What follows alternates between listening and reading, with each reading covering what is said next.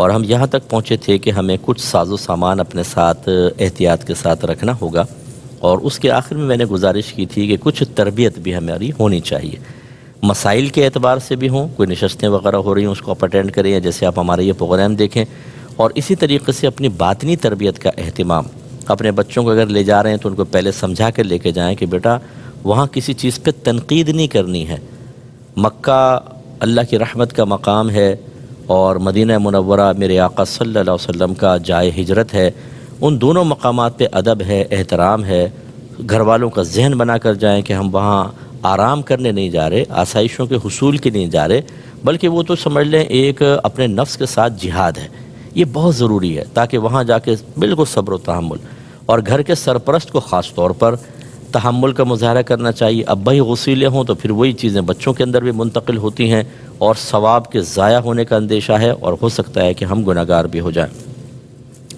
اب جب یہ حج کے لیے روانہ ہوتے ہیں تو یہ کچھ ضروری اقدامات کرنا بہتر ہوتا ہے کہ مثال کے طور پہ اگر آپ کسی سے ناراض ہیں اور دنیاوی وجوہات کی بنا پہ ہیں، ناراضگی ختم کر دیں، کوئی امانت آپ کے پاس ہے تو دے دیں، ہو سکتا ہے واپس آنے کا موقع نہ ملے، اگر قرضہ ہے تو قرضہ لوٹا دیں۔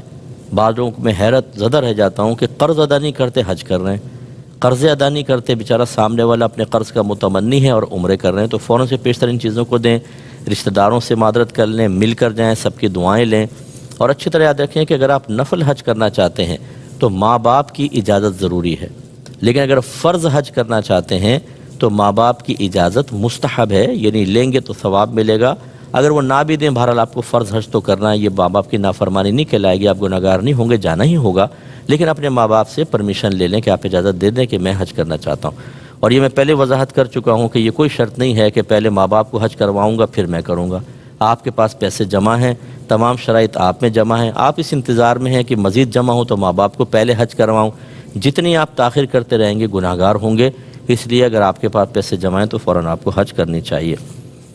اس کے علاوہ یہ آپ اپنے جو بھی معلم ہیں، جو بھی ایجنٹ حضرات ہیں، جو بھی گورنمنٹ کے آپ کو لے کے جا رہے ہیں، ان لوگوں سے اچھی طریقے سے تمام معلومات حاصل کر لیں کہ مثلا جیسے ہمارے یہاں سے حاجی کیمپ کے اندر جا کر سامان وغیرہ جمع کروانا ہوتا ہے، وہاں سے ایئرپورٹ پہ پہنچتا ہے، اس کے لیے 7-8 گھنٹے پہلے آپ کو جانا پڑتا ہے وہاں پر، اگر آپ ڈائریکٹ بھی ایئرپورٹ پہ جانا چاہیں تو کم از کم 2-3 گھنٹے کے مارجن سے آپ کو پہنچنا چاہیے، 2-3 گھنٹے پہلے، رش بہت زیادہ ہوتا ہے، اور اچھی طریقے سے ان سے معلوم کر لیں کہ کیا کیا جدہ ایئرپورٹ پہ اتر کے ریکوائرمنٹ ہے، جیسے ہیلتھ سرٹیفکیٹ خاص طور پر، پاسپورٹ ہے، ٹکٹ ہے، دیگر چیزیں ہیں، ان تمام چیزوں کا اچھی طریقے سے خیال کر لیا جائے۔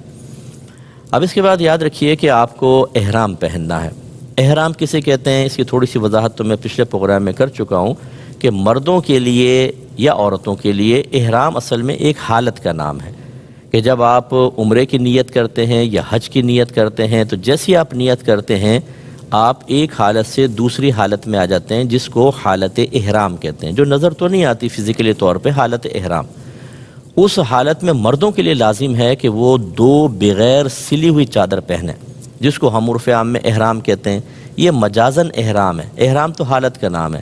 یہی وجہ ہے کہ خواتین کے لیے تو کوئی ایسا فزیکلی احرام ہی نہیں ہے، وہ تو گھر کے لباس کے اندر ہی نیت کریں گی، اور ان پہ جیسی نیت کرتی ہیں ایک حالت طاری ہو جاتی ہے، تو اس لیے مرد 2 بغیر سلی چادریں پہنیں، اندر کچھ بھی نہیں پہن سکتے۔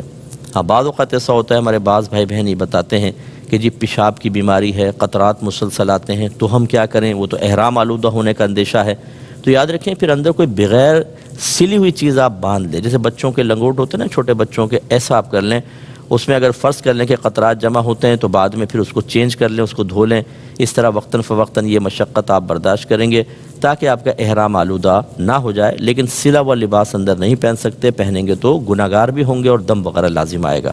خواتین کے لیے سلا ہوا لباس میں وہ چونکہ نیت کرتی ہیں ان کے لیے پرابلم نہیں ہے، مردوں کی میں عرض کر رہا ہوں۔ تو اس طرح آپ نے مردوں نے 2 بغیر سلی چادریں پہننی ہیں اور خواتین نے مطلب اپنے پہنے ہوئے لباس میں نیت کرنی ہے۔ اب یہ نیت کیسے کریں گے؟ پہلے سمجھ لیجئے کہ آپ نے احرام پہننا ہے تو آپ نہائیں دھوئیں، ناخن وغیرہ کاٹیں۔ مردوں کے لیے میرا مشورہ ہے کہ آپ اپنے گھر سے نکلتے ہوئے حلق کروا لیں۔ ہم شرماتے رہتے ہیں کہ نہیں یار یہاں نہیں وہاں جا کے کرواؤں گا، اس میں کیا ہوتا ہے کہ اگر آپ تھوڑا سر کھجائیں گے، بال ٹوٹ گئے، بالوں میں ہاتھ پھیرنے کی عادت ہوتی ہے، بال ٹوٹیں گے تو آپ کے اوپر کفارہ لازم ہوگا، جس کی تفصیل میں آگے بیان کروں گا۔ تو اس لیے آپ یہیں سے سر منڈوا جائیں تو فائدہ یہ ہوگا کہ بالکل کوئی بال گرنے کے امکانات ہی نہیں رہیں گے.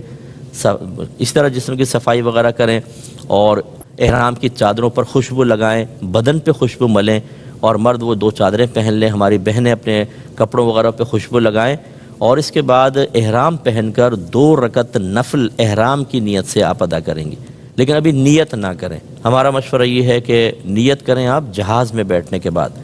وجہ اس کی یہ ہے کہ اگر آپ نے پہلے ہی نیت کر لی، گھر سے کر لی یا ایئرپورٹ پہ اترتے ہی آپ نے نیت کر لی، تو اس کے بعد اگر آپ کے بدن پر یا آپ کے احرام پر یا بہنوں کے لباس پہ خوشبو لگ گئی تو دم لازم ہو جاتا ہے، بکرا ذبح کرنا پڑے گا. اور ہوتا یہ ہے کہ جو لوگ ملنے آتے ہیں وہ ہاتھ ملاتے ہیں، ان کے ہاتھ پہ بعض اوقات خوشبو ہوتی ہے، آپ کے ہاتھ پہ لگ جائے گی. لوگ گلے ملتے ہیں، ان کی وہ خوشبو بعض اوقات منتقل ہو جاتی ہے. گلاب کے ہار ڈالتے ہیں، اس میں اسمیل ہوتی ہے، اس کے بھی ذرا احتیاط کریں. تو خلاصہ کلام یہ ہے کہ آپ احرام کی پہن لیا آپ نے اور آپ نے نفل وغیرہ ادا کر لیے. ابھی نیت نہ کریں، نیت آپ جہاز میں بیٹھ کر کریں گے. لوگوں سے مل لیں، اس کے بعد آپ جہاز میں آ گئے. تو ایک بات یہ بھی یاد رکھیے کہ اگر کوئی اس وقت، جیسے ہماری بعض بہنیں ہوتی ہیں انہیں عمرے پہ جانا ہے یا حج پر جانا ہے اور وہ ایام ان کے سٹارٹ ہو جاتے ہیں، تو ہماری بہنیں پوچھتی ہیں کہ کیا ہم احرام کی نیت کریں نہ کریں. بالکل آپ کریں گی. احرام کی نیت کرنے کے لیے پاک ہونا لازم نہیں ہے. آپ اس ناپاکی کی حالت میں بھی اگر احرام کی نیت کر لیں گی تو حالت احرام میں داخل ہو جائیں گی. ہماری بہنیں نیت کر لیں، وہ حالت احرام میں آئیں گی اور وہاں جا کے لیکن جب تک حالت حیض قائم ہے وہ عمرہ وغیرہ نہیں کریں گی، ویٹ کریں گی جب حیض ختم ہوگا پھر وہ عمرہ کریں. لیکن وہ نیت ضرور کریں گی. یاد رکھیں اگر آپ بغیر نیت کے چلی گئیں تو دم لازم ہوگا، کیونکہ ایک ایسا 5 ایسے ایریاز ہیں جس کا نبی کریم نے نام لیا باقاعدہ کہ ان سے آگے اگر کوئی نکلے اور مکے جانے کا ارادہ ہو اور بغیر احرام کے نکل جائے تو اس پہ دم لازم ہو جائے گا، یعنی بکرا یا دمبا ذبح کرنا لازم ہو جاتا ہے. ان مقامات کو کہتے ہیں میقات. جیسے ہمارے پاکستان ہندوستان سے جو جاتے ہیں تو ان کی میقات یلملم ایک جگہ ہے، یلملم، اور وہ جہاز کے سفر کے دوران ہی آتی ہے بیچ میں.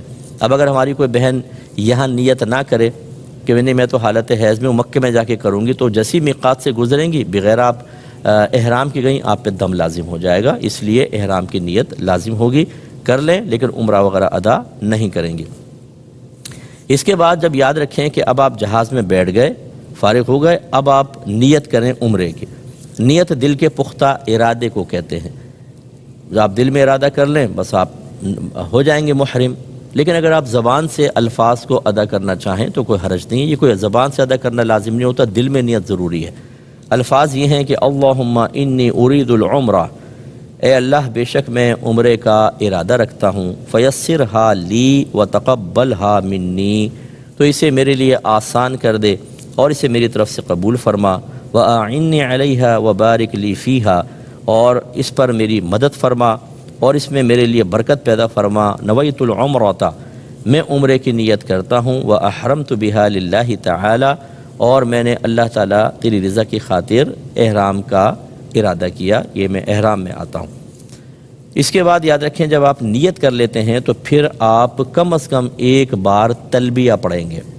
لبیک اللہم لبیک، لبیک لا شریک لک لبیک، ان الحمد والنعمت لک والملک لا شریک لک. یہ حالت احرام میں آنے کے بعد ایک بار تلبیہ پڑھنا لازم ہے، سمجھ لیں. پھر آپ حالت احرام آپ کی پختہ ہو گئی گویا کہ. اور 3 بار مستحب ہوتا ہے. مرد اتنی آواز سے پڑھیں گے کہ اپنے کان تک آواز پہنچیں اور ہماری بہنیں آہستہ آواز میں پڑھیں گی. اور پھر آپ جہاز میں بیٹھ گئے، بیٹھتے ہی نیت کر لیں، دیر مت کیجیے گا. اس میں بھی کیا ہوتا ہے کہ بعض اوقات جیسے ہم کھانا وغیرہ کھاتے ہیں ہم کہتے ہیں چلو بعد میں کر لیں گے. وہ جہاز میں باقاعدہ اعلان ہوتا ہے کہ میقات آنے والی ہے، آپ نیت کر لیں.